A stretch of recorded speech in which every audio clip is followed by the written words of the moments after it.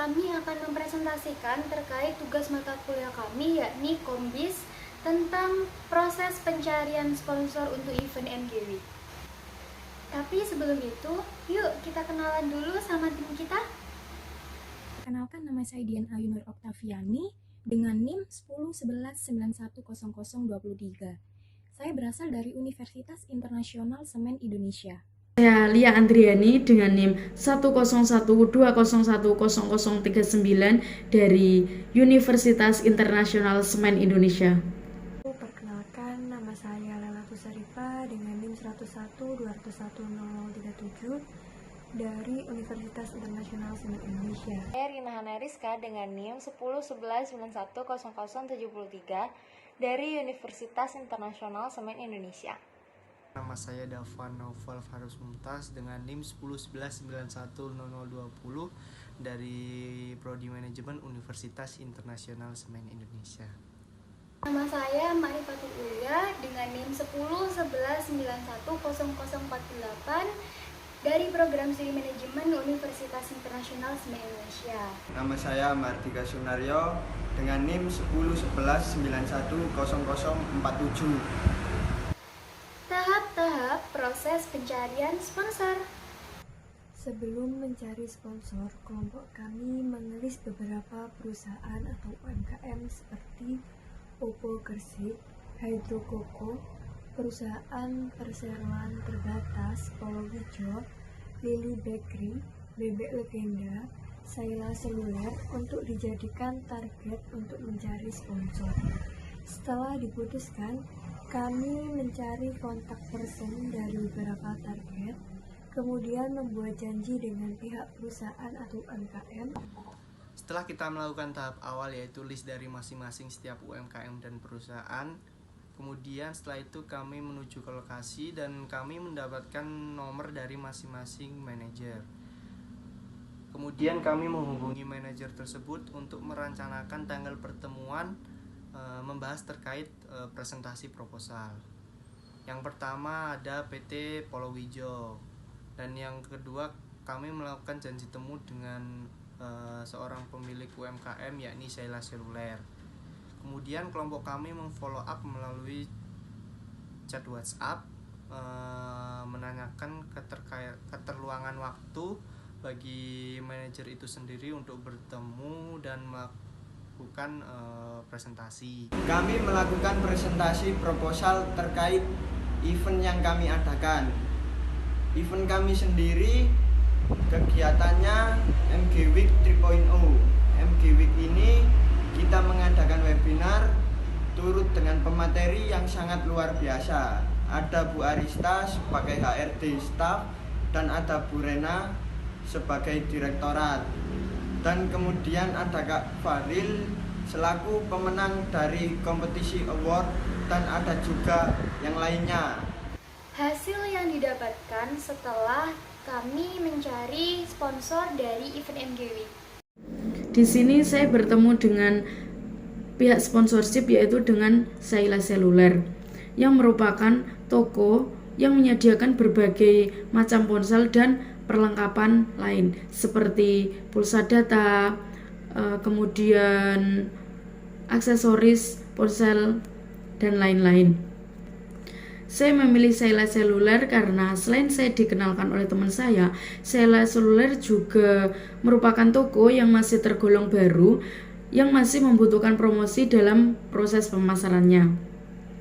Kemudian saya bertemu dengan pihak sponsorship pada tanggal 23 April 2021. Di situ saya menjelaskan tentang isi dari proposal acara MG Week.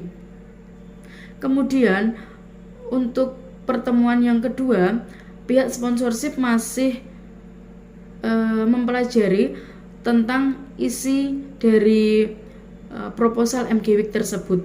Kemudian pihak sponsorship tertarik dengan proposal acara MG Week tersebut, lalu memberi dana sebesar 250.000 dengan syarat saya bisa mempromosikan Saila Seluler tersebut. Dari pertemuan saya dengan pihak sponsor tersebut, saya mendapat networking baru, channel baru, dan saya juga lebih bisa memahami proses pengembangan usaha melalui sponsorship. Selain itu, saya juga mendapatkan dana berupa fresh money yang dapat mensupport acara MG Week di tahun 2021. Arti dari motivasi sendiri adalah proses yang menjelaskan intensitas, arah, dan ketekunan seorang individu untuk mencapai tujuannya. Sedangkan sponsor adalah cara untuk mendapatkan dana tambahan dalam sebuah kepanitiaan acara atau event. Dana tersebut akan sangat dibutuhkan untuk kebutuhan persiapan dan pelaksanaan event. Motivasi dalam kegiatan mencari sponsor ini yaitu untuk membangun dan meningkatkan citra merek atau perusahaan, dan untuk memperkuat keakraban merek produk di masyarakat dalam jangka pendek, serta mengenalkan produk secara detail agar mendapatkan hati konsumen. Mereka yang disebut dengan sponsor ini bisa datang dari berbagai kalangan, mulai dari individu, organisasi, atau bisa dari perusahaan. Beberapa di antara mereka, misalnya suatu merek atau perusahaan, umumnya memiliki motivasi untuk mempromosikan produk mereka pada acara tersebut, dikarenakan target pengunjung dari event itu sesuai dengan target konsumen mereka. Lalu apa sih pelajaran yang dapat kami ambil dari kegiatan tersebut?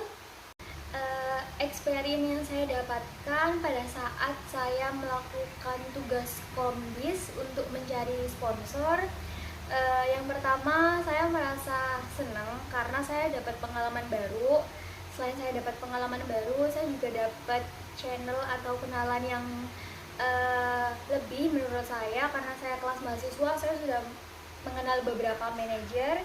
Nah, selain itu juga saya juga melakukan sesi negosiasi, dan itu merupakan suatu hal yang baru bagi saya karena negosiasi tidak hanya untuk sekedar berdagang ya, tapi ternyata negosiasi kali ini saya dan juga pihak terkait sama-sama ingin mengambil kata kesepakatan kedua belah pihak sama-sama menguntungkan.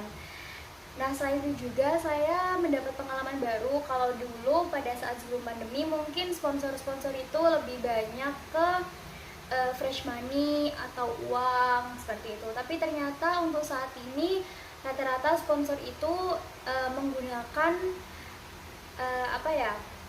kesepakatan untuk mereka memberikan kita barang berupa produk, tapi dengan persyaratan kami harus menjualkan produk dari mereka.